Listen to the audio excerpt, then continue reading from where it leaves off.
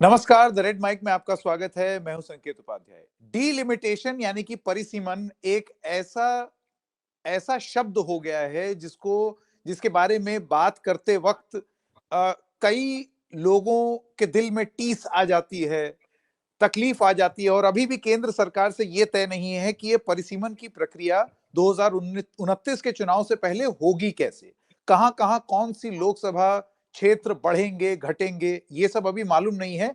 और इसी इसी कंफ्यूजन के एनवायरनमेंट की वजह से दक्षिण भारत में आप समझिए कि एक बहुत बड़ा विद्रोह खड़ा हो गया है।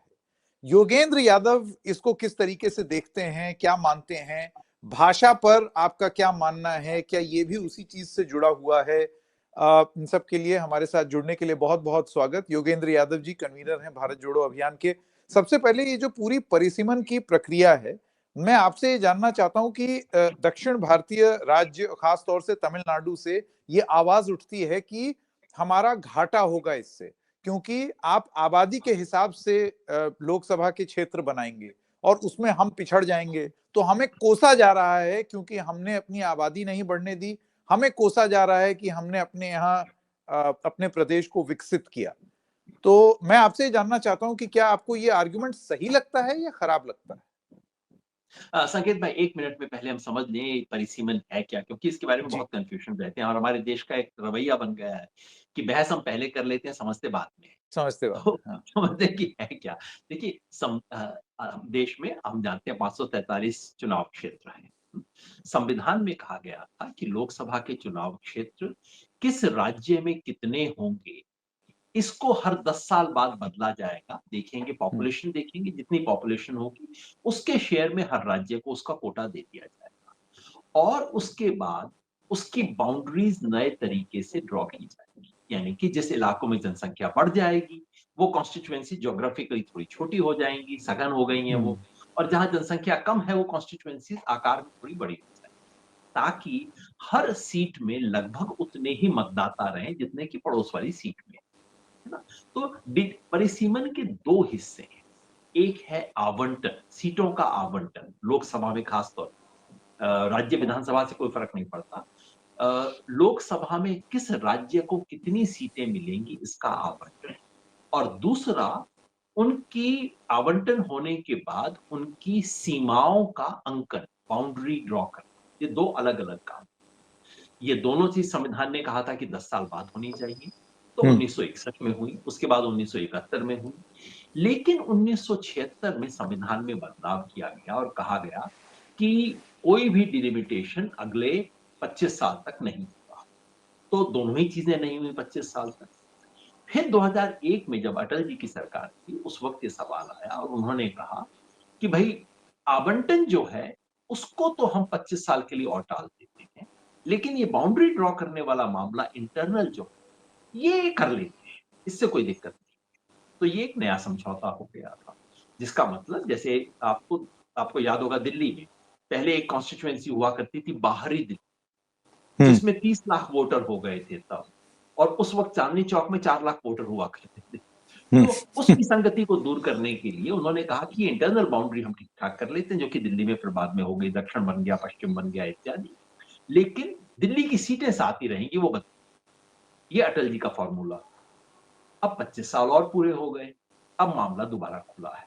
तो अब सवाल ये है कि क्या दोनों किस्म के चीज़ों को दोबारा नए सिरे से किया जाए या सिर्फ़ एक को किया जाए या किसी को भी नहीं किया जाए? और मेरा उसके बारे में प्रस्ताव ये है कि ये जो इंटरनल बाउंड्री ड्रॉ करने का मामला है, वो आराम से कर लिया जाए, उसमें कोई दिक्कत नहीं है। लेकिन जो आवंटन है सीटों का, उसको परमानेंटली खत्म कर दिया, परमानेंटली उस पे रोक लगा दी जाए, फ्रीज़ लगा दी जाए। लगभग हम्म। हम मान लें कि ये पत्थर पे लकीर है, अब इसको बदला नहीं जा सकता, ऐसा मैं कह रहा हूँ। तो ये है पोज़ीशन।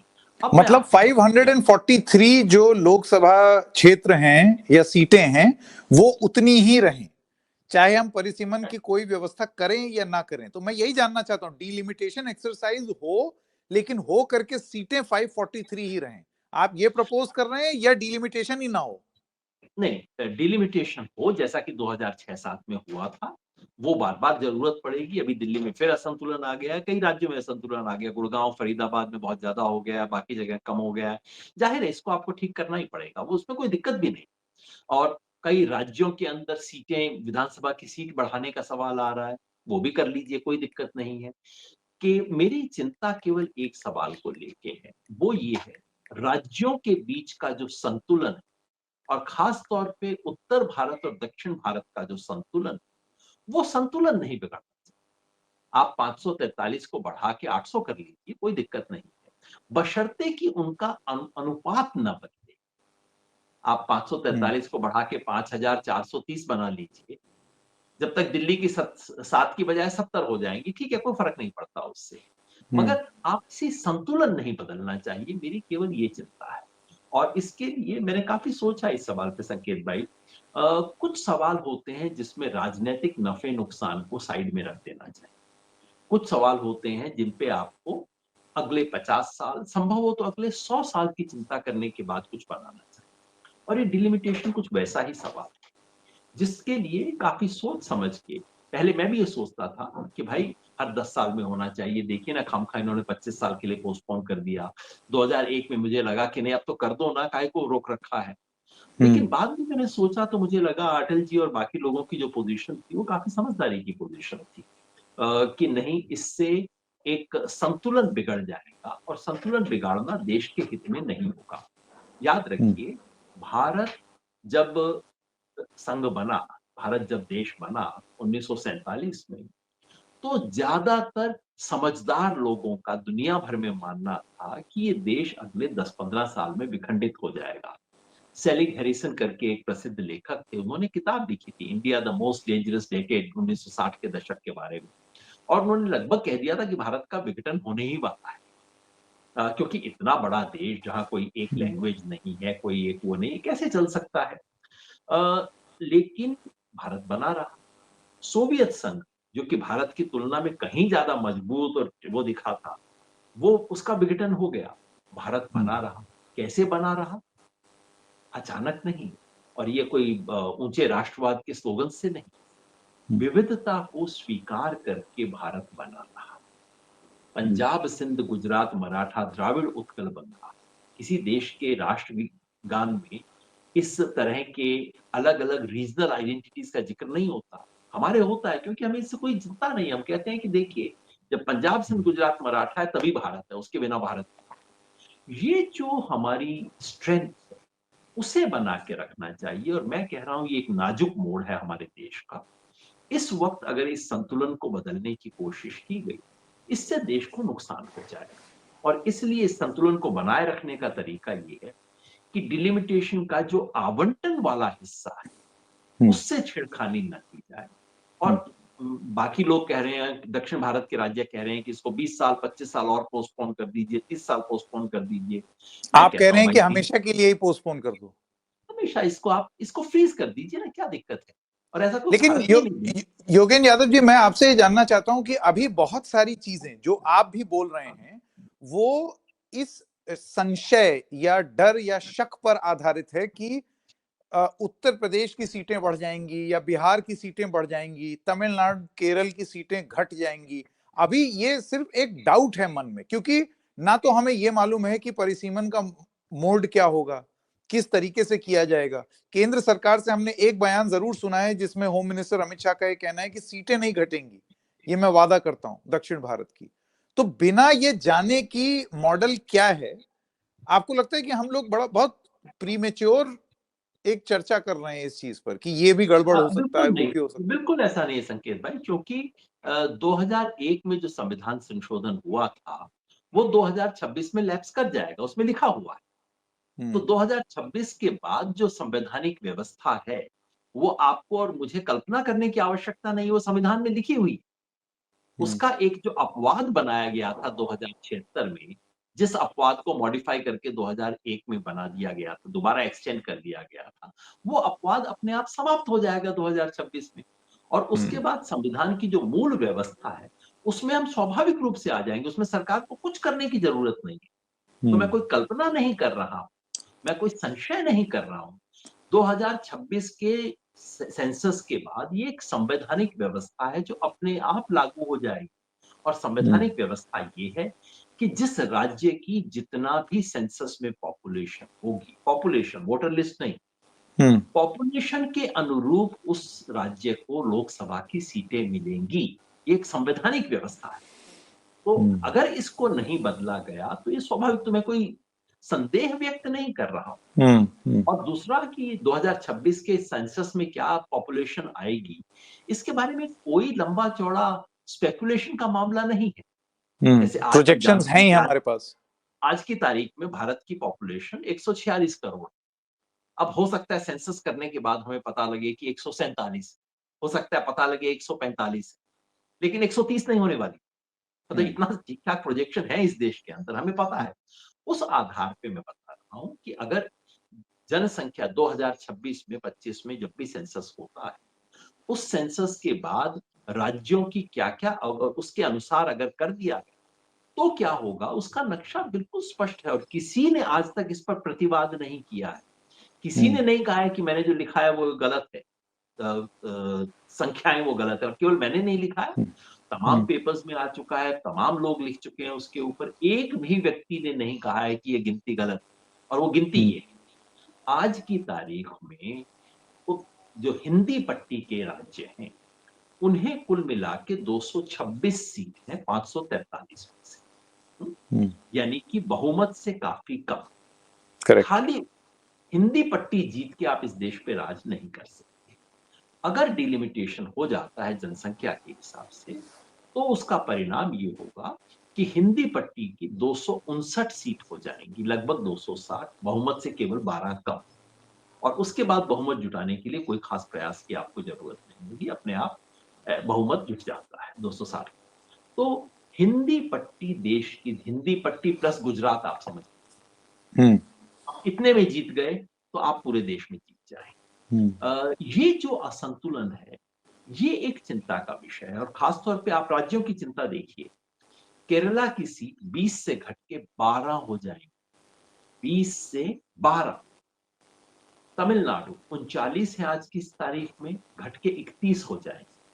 हम्म, अ, कर्नाटका की 2 सीट कम होंगी, तेलंगाना और आंध्र प्रदेश की शायद 4-4 सीट कम होंगी, उड़ीसा की 3 सीट कम हो जाएँगी, बंगाल की 4 सीट कम हो जाएँगी, पंजाब की 1 सीट कम हो जाएगी।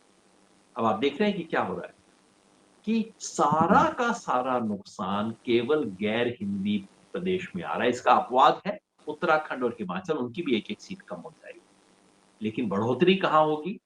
उत्तर प्रदेश की 11 सीट बढ़ जाएँगी, हम्म, बिहार की 10 सीट बढ़ जाएँगी, अ, राजस्थान की 6, मध्य प्रदेश की 4, वहाँ बढ़ोतरी हो जाएगी।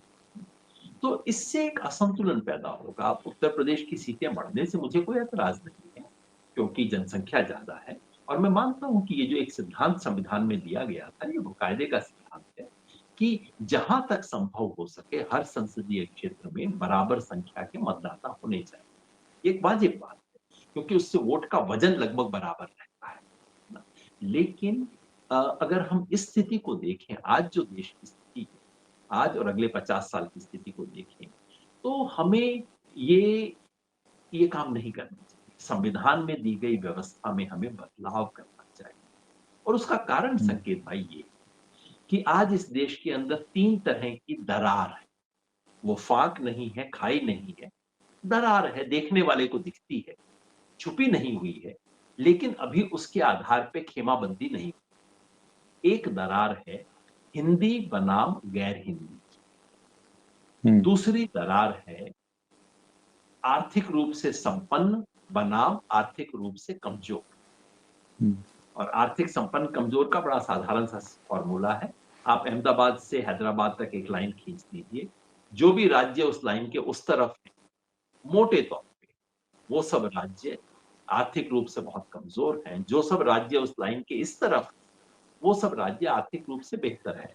मोटे तौर पे दक्षिण और पश्चिम के राज्यों की प्रति व्यक्ति आय हिंदी पट्टी से 3 गुना ज़्यादा है, 3 गुना, थोड़ी-सी ज़्यादा नहीं है, बहुत ज़्यादा है। और तीसरी जो दरार है, वो है पॉलिटिकल, इलेक्टोरल। वो राज्य जहाँ बीजेपी का दबदबा है, और वो राज्य जहां बीजेपी को या तो कंपटीशन का सामना करना पड़ता है या बीजेपी बहुत कमजोर। ये तीनों लाइनें एग्जैक्टली एक जैसी नहीं, लेकिन ये तीनों दरारें एक दूसरे के लगभग साथ साथ चलती। कम से कम अगर वो स्कूल का लघुत्तम वाला फॉर्मूला आप याद करें, एलसीएम निकालने वाला, तो अगर आप देखें तो ये तीनों दरारें जिनका मैंने जिक्र किया, इन तीनों में दक्षिण भारत के राज्य एक तरफ है और इन तीनों में उत्तर भारत के राज्य एक तरफ। पूर्व और पश्चिम कभी इधर होते हैं, कभी उधर होते हैं, लेकिन दक्षिण और उत्तर बिल्कुल, दक्षिण और हिंदी एक तरफ। ये बहुत सुखद स्थिति नहीं।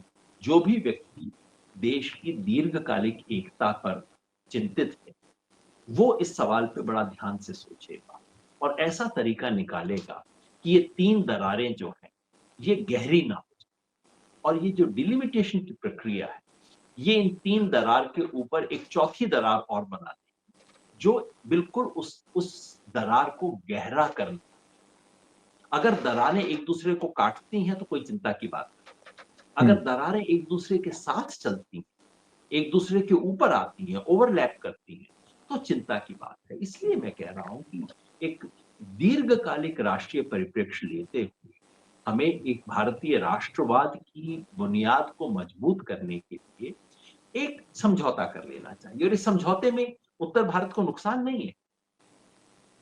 मैं याद दिलाना चाहता हूं, इस समझौते के दो हिस्से। समझौते का एक हिस्सा ये है कि उत्तर भारत, हिंदी पट्टी, जहां जनसंख्या ज्यादा है, ज्यादा जनसंख्या के आधार पर हम ज्यादा पार्लियामेंट की सीट नहीं मांगेंगे, ज्यादा राजनीतिक वजन नहीं मांगेंगे। लेकिन दूसरी तरफ इसका मतलब ये भी है कि दक्षिण भारत, जहां ज्यादा संपन्नता है, जहां टैक्स का कंट्रीब्यूशन ज्यादा है, वो कहेंगे कि टैक्स ज्यादा देने के बतौर हम केंद्र के संसाधनों में, देश के संसाधनों में ज्यादा हिस्सा नहीं मांगे।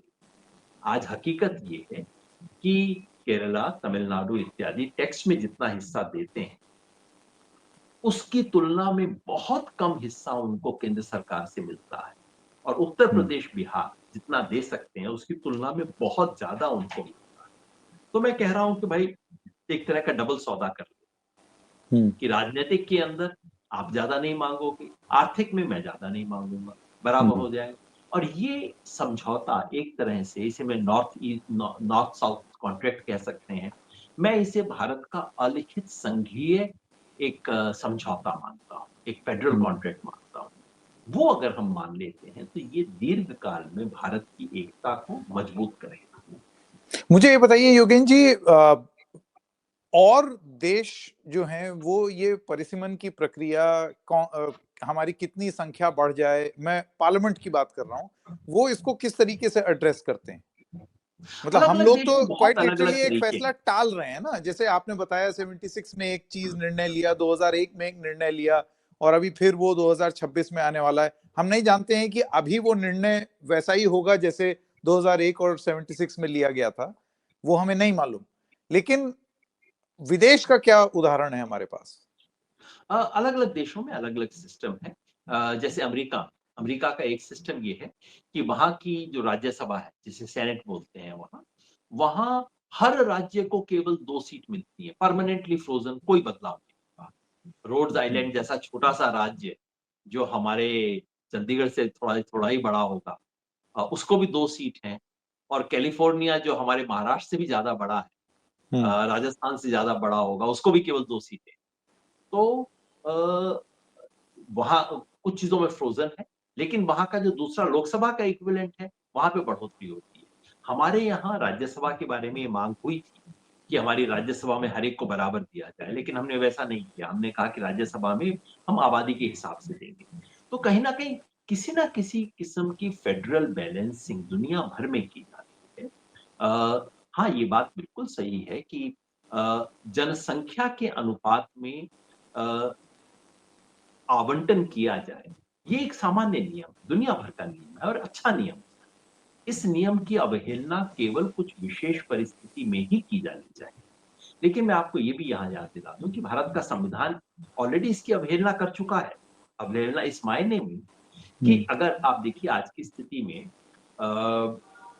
अगर आप मध्य प्रदेश और उत्तर प्रदेश को देखें, वहां लगभग 32 लाख लोगों पे एक एमपी है। हम्म। केरला में सिर्फ 18 लाख पे एक एमपी।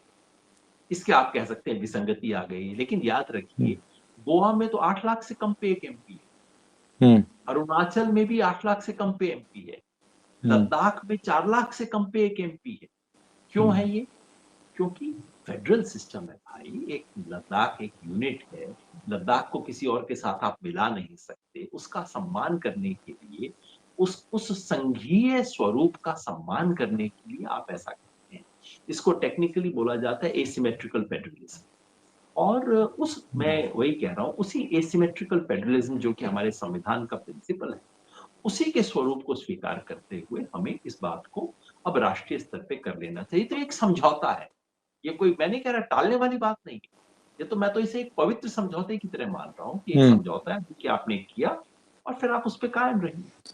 योगेन जी, मैं एक और सवाल पूछना चाहता हूं। देखिए, पॉपुलेशन के आधार पर लोकसभा सीट निर्धारित करना ये अपने आप में एक बुरा ऑप्शन भी नहीं है, और वो इसलिए बुरा नहीं है क्योंकि जब बहुत बड़ी कंस्टिट्यूएंसी हो जाएगी, जैसे कि आप ही बता रहे थे, तो फिर वो मैनेज करना मुसीबत हो जाता है। कैसे आप एक्सपेक्ट करते हैं कि एक सांसद इतने सारे लोगों का प्रतिनिधित्व करे? वो बात ही नहीं बन पाएगी। लेकिन ऐसे में क्या ये अनुपात तय हो सकता है कि कोई भी ठगा हुआ महसूस ना करे, कम महसूस ना करे, and at the same time आप डिवीजन इस तरीके से करें कि सीटें अगर बढ़ रही हैं तो इसी अनुपात में सब जगह बढ़ रही हैं? जी, संकेत भाई वही मैंने कहा, मुझे डिलिमिटेशन से कोई ऐतराज नहीं। मैं तो कहता हूं कि वो होना चाहिए, नियमित रूप से होना चाहिए। मेरे को केवल आवंटन को बदल, राज्यों का जो शेयर, राज्यों का जो वजन है, ये हम्म। जो एक संघीय संतुलन है देश का, उसको बदलने पे ऐतराज है। बाकी तो सब कुछ होना चाहिए। आप 543 का बढ़ा के आप 1080 कर दीजिए। हम्म। केरला की 20 की 40 हो जाएंगी, उत्तर प्रदेश की 80 की 160 हो जाएंगी, और उससे कॉन्स्टिट्यूएंसीज का साइज छोटा हो जाएगा। बिल्कुल ठीक है, कॉन्स्टिट्यूएंसी का साइज छोटा करना चाहिए। और दूसरा, राज्यों की विधानसभा का साइज बढ़ाने में तो कोई दिक्कत है ही नहीं। क्यों हम्म। हरियाणा में केवल 90 हो? क्यों दूसरे राज्यों में जब हिमाचल में 70 हो सकते हैं, तो हम्म। हरियाणा में 90 क्यों हो भाई? हरियाणा में बहुत ज्यादा हो सकते हैं ना, कर दीजिए। हम्म। इससे कोई दिक्कत नहीं, ये सब चीजें सामान्य हैं, होनी हम्म। चाहिए। इसलिए मैं बार बार कह रहा हूं, मैं डिलिमिटेशन का विरोध नहीं कर रहा। आम लोगों के मन में डिलिमिटेशन का मतलब ये हो गया है कि सीटों की संख्या घटाना बढ़ा। हम्म। लोकसभा में राज्यों की सीटों के अनुपात, खासतौर पे दक्षिण और उत्तर का जो अनुपात है, जो संतुलन है, उसे बदलने का केवल मैं विरोध कर रहा हूं।